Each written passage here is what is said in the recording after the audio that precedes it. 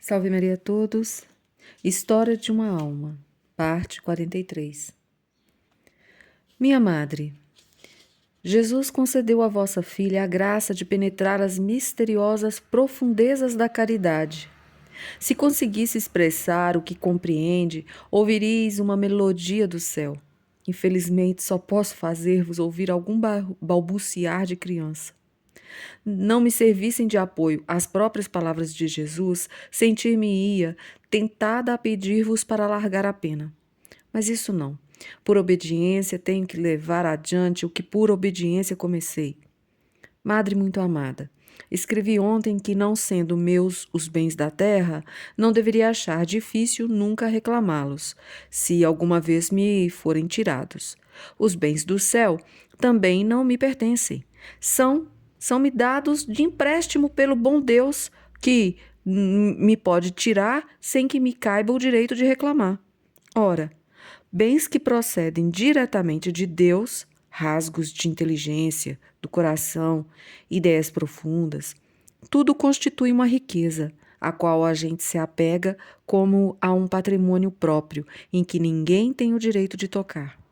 Por exemplo, se em hora de licença comunica a outra irmã alguma iluminação recebida na oração, e pouco depois a irmã, em conversa com outra, lhe conta a coisa que lhe confiei, como se fora seu próprio pensamento, parece que usurpa para si o que não lhe pertence.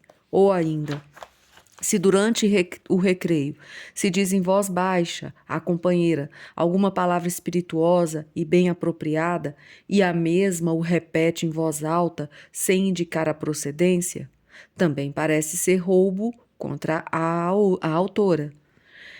Esta não reclama, mas teria muita vontade de fazê-lo, e aproveitará a primeira oportunidade para dar finalmente a entender que se apossaram de suas ideias.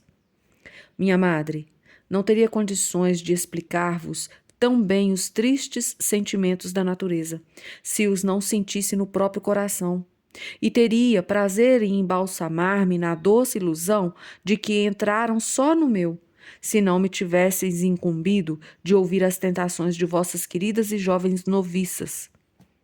Muito aprendi no desempenho da missão que me confiastes. Vi-me, antes de tudo, forçada a pôr em prática o que ensinava às outras. Assim posso afirmar agora, Jesus concedeu-me a graça de não me apegar aos bens do espírito e do coração, tão pouco como aos da terra. Quando me ocorre pensar ou dizer alguma coisa grata às minhas irmãs, acho muito natural que se sirvam dela como se fosse bem próprio.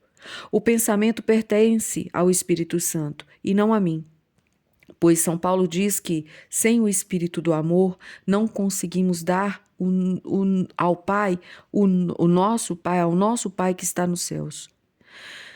Cabe, pois, perfeitamente à sua livre determinação sentir-se de mim para transmitir a uma alma algum bom pensamento, servir-se de mim para transmitir a uma alma algum bom pensamento. Se acreditasse que o pensamento me pertence, faria o papel de asno carregado de relíquias, o qual julgava dirigidas a si as homenagens que se prestavam aos santos. Não menosprezo as profundas ideias que nutrem a alma e a ligam a Deus, mas, desde muito, compreendi que não nos devemos apoiar nelas, nem fazer a perfeição consistir em receber muitas iluminações.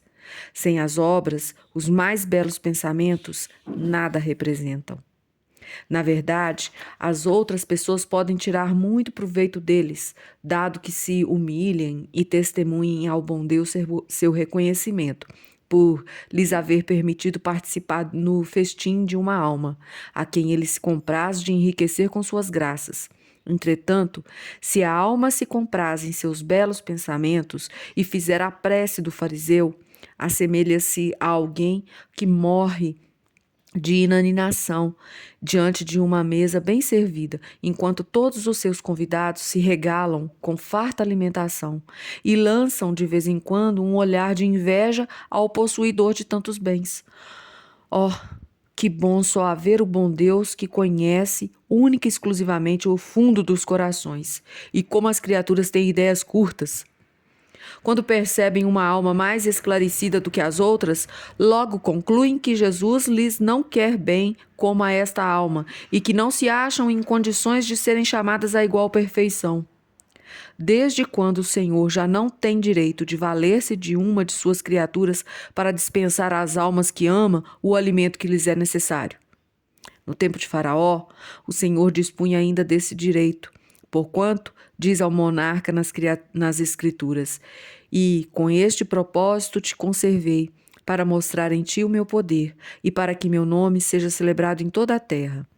Desde que o Altíssimo proferiu estas palavras, sucederam-se séculos e séculos, e daí por diante, seu modo de proceder não se alterou. Sempre se serviu de suas criaturas como instrumentos para executar sua obra nas almas.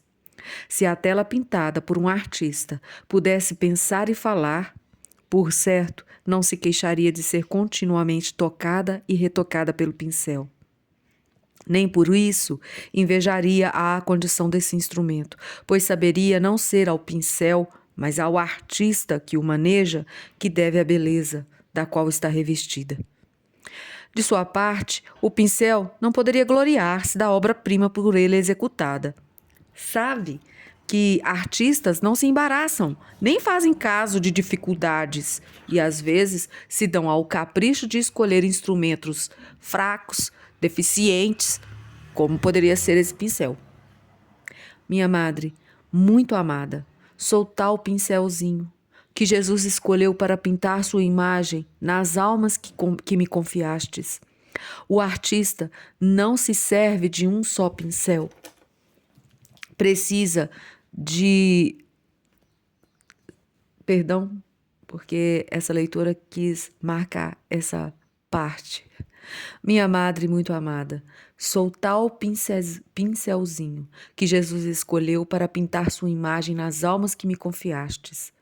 O artista não se serve de um só pincel, precisa de 2 pelo menos.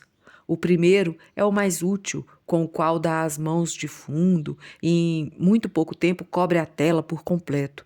O segundo, menor, serve-lhe para os acabamentos. Para mim, minha madre, representais o precioso pincel que a mão de Jesus agarra com amor quando quer executar algum grande trabalho na alma de suas filhas, de vossas filhas. E eu sou o pequenino, do qual se digna usar em seguida para as mínimas especificações. A primeira ocasião que Jesus se serviu de seu pincelzinho foi lá pelo dia 8 de dezembro de 1892. Sempre me lembrarei da época como que um tempo de graças. Confiar-vos-ei, minha querida madre, as 2 suaves recordações. E deixaremos para a próxima leitura essas 2 suaves recordações. A todos os senhores, salve Maria.